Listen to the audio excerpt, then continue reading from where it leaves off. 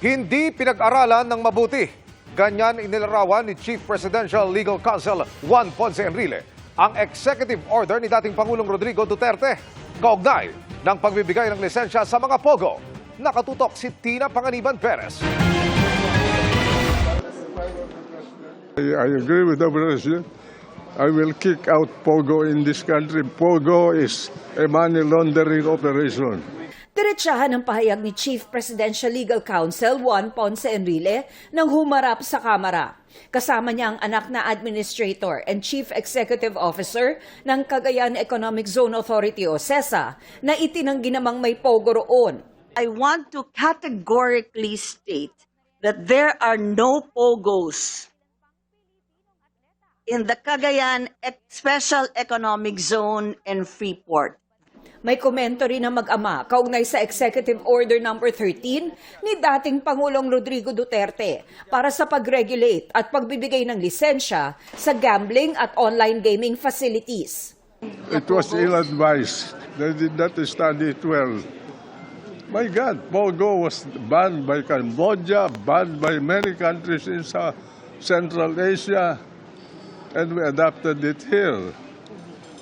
And why is it that until now, you have Pogos in Banban and Porac, and without PAGCOR being able to control them? Is that a wise decision, wise activity?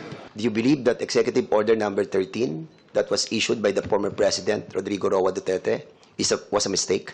Yes po. Okay. Because all the powers was transferred to PAGCOR. Yes po. Humarap din ang naging presidential spokesperson ni Duterte na si Atty. Harry Roque.